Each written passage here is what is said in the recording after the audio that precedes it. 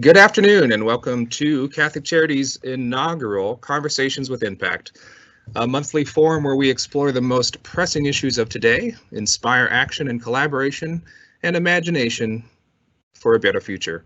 I'm Tim Bowen, the Director of Training and Professional Development at Catholic Charities, and I'll be facilitating today's conversation. Catholic Charities is one of the largest, most comprehensive human services agency in Northern California, annually serving 32,000 individuals across San Francisco, Marin, and San Mateo counties. During COVID-19, the Catholic Charities team is on the front line, bravely and tirelessly continuing to deliver critical services and supporting those in our community who are in the greatest need. One of these critical services is the focus of our discussion today. We begin our inaugural Conversations with Impact discussing on an exponentially growing issue, the rise of food insecurity in the Bay Area, including first-time clients. So why and what can be done is what we're focusing on today. Today's format will be a Q&A session. Throughout the conversation, you are welcome and encouraged to send us questions. So if you look on your screen for the icon that looks like two conversation bubbles, one of them has a question mark, that's where you can submit your questions, and we'll get to as many as we can today. Joining us today for our conversation are two well-known experts in the field of food insecurity, Patty Clement, Director of Client Services for Catholic Charities, and Kate Cookrow, Deputy Director at Community Living Campaign. So thank you both so much for joining us. And Patty, it looks like you're here. So our first question, Patty, is we understand you're seeing many people experiencing food insecurity and hunger for the very first time. So what is that like and how has it changed your work?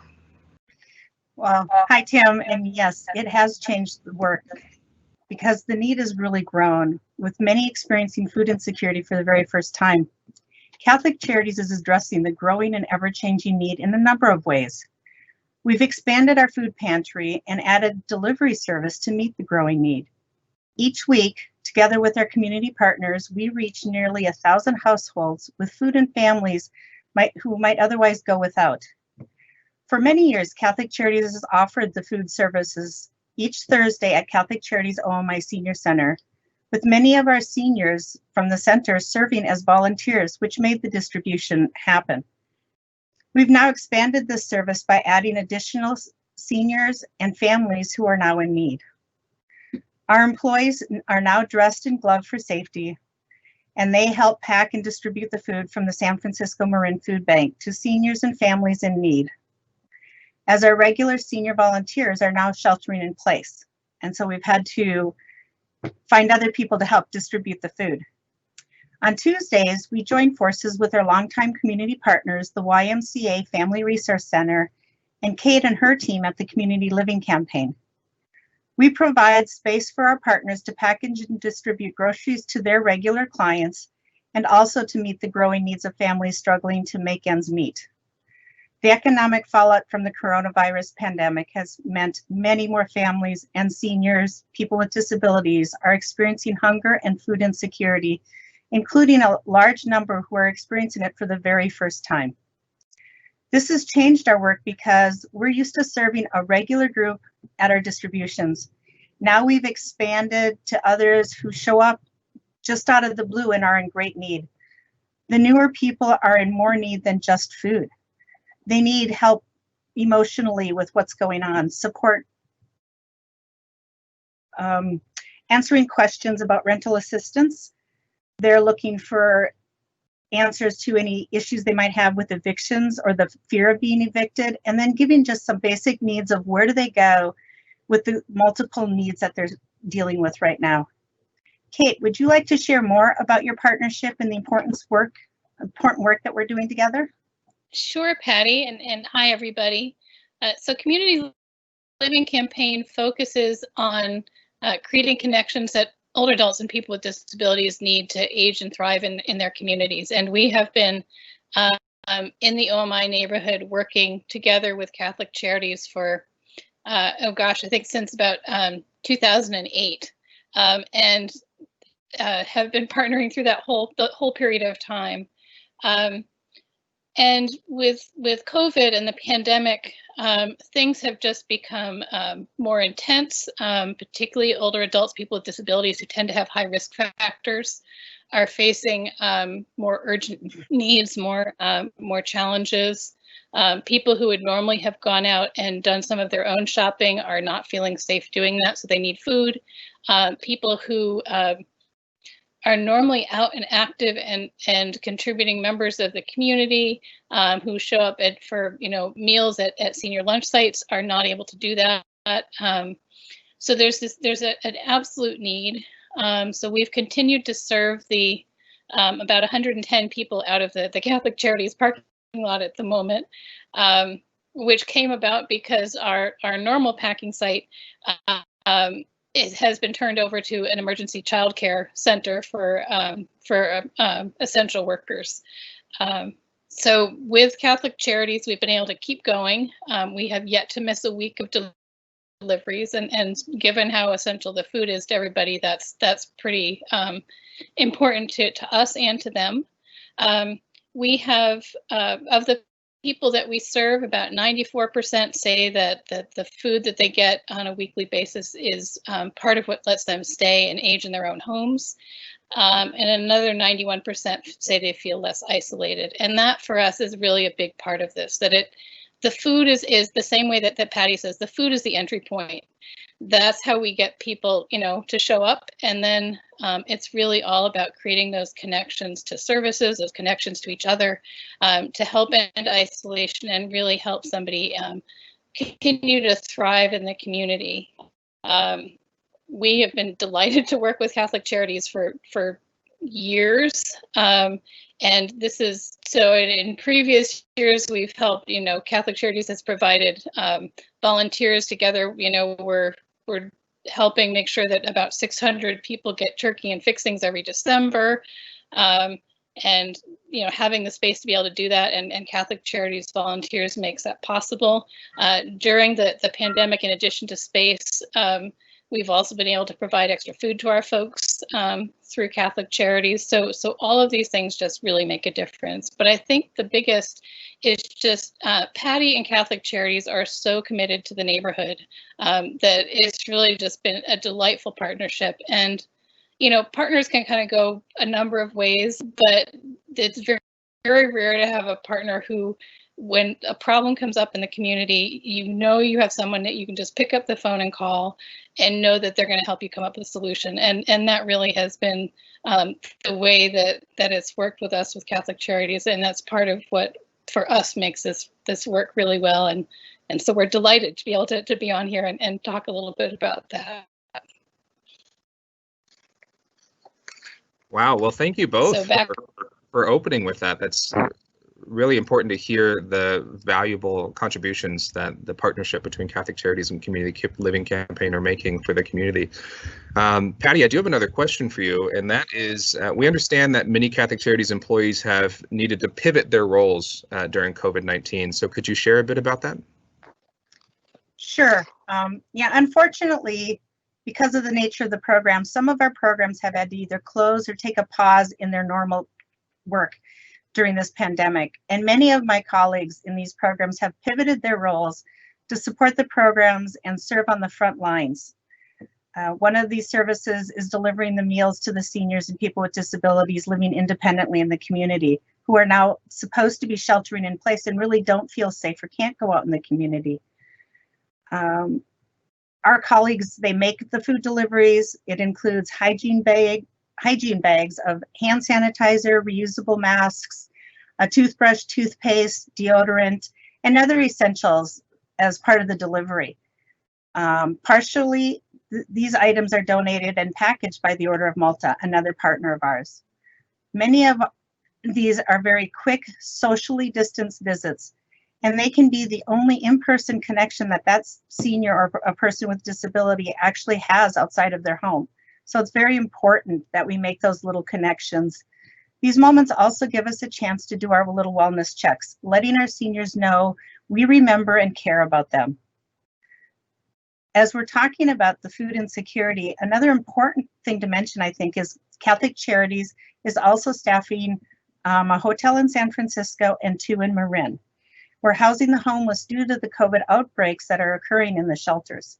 So the San Francisco hotel is housing up to, I believe it's 65 families during COVID for a total of about 190 participants, maybe 200. The number is growing because these include 23 families who are pregnant, and along with several newborns who have been born since the families have began to stay in the hotels. It's actually really exciting and really fun to see the new ones. The hotels are helping to ensure safety for these families and slowing the spread of COVID.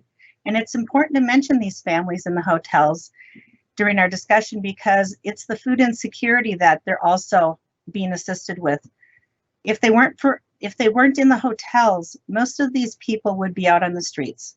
And instead, they're in a safely housed place in a hotel.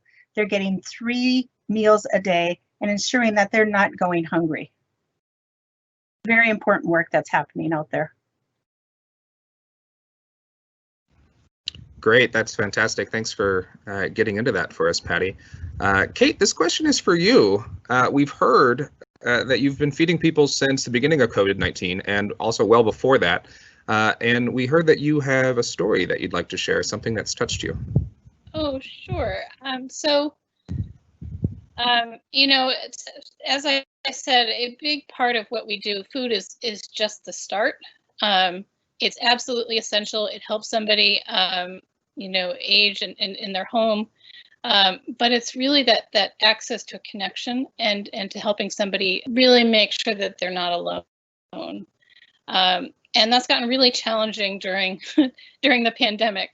But we keep hearing over and over again that for many of the folks that we're delivering to, even that socially distanced wave from 6 feet away is really the only person that somebody is seeing during that week.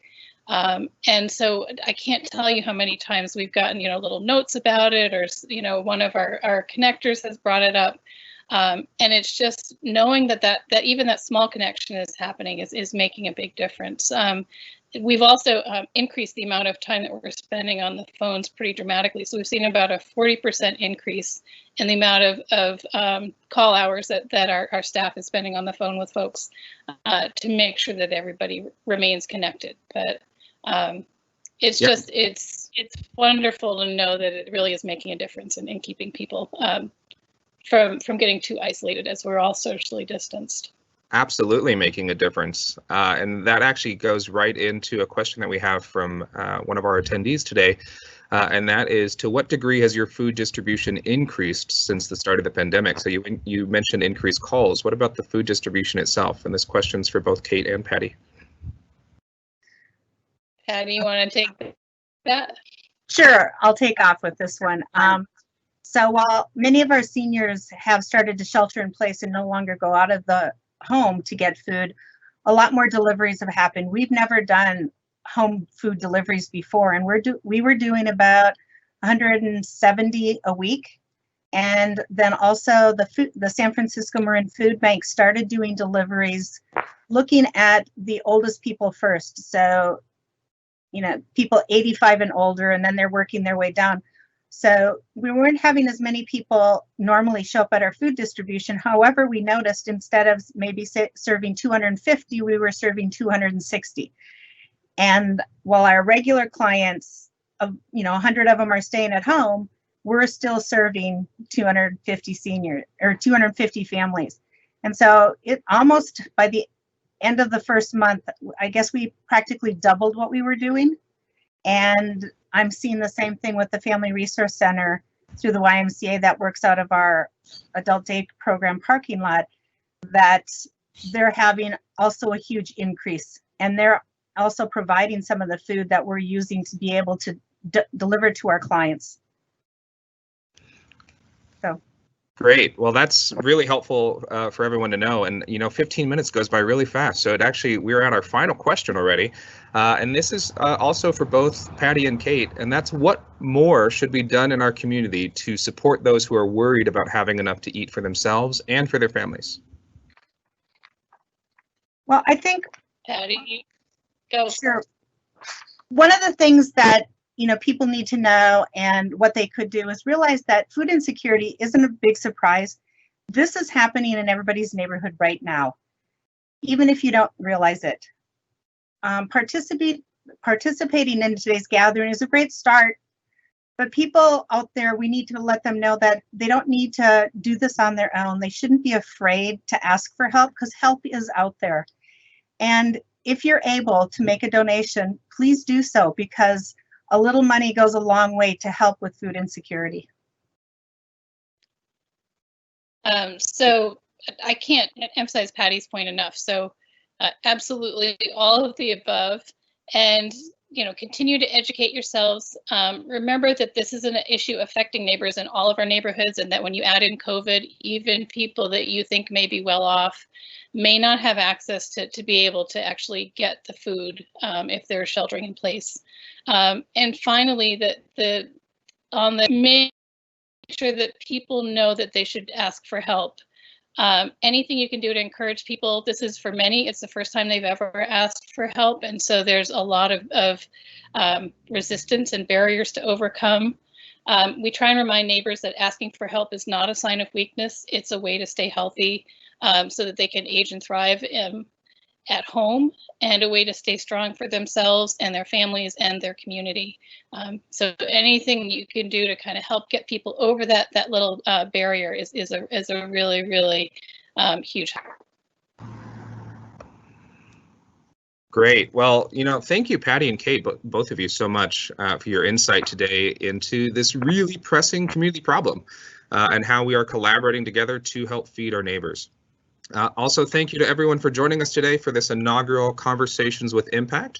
The recording for today's discussion will be posted on our website by the end of the week. So please feel free to pass the link onto your network and encourage them to join us for our next discussion.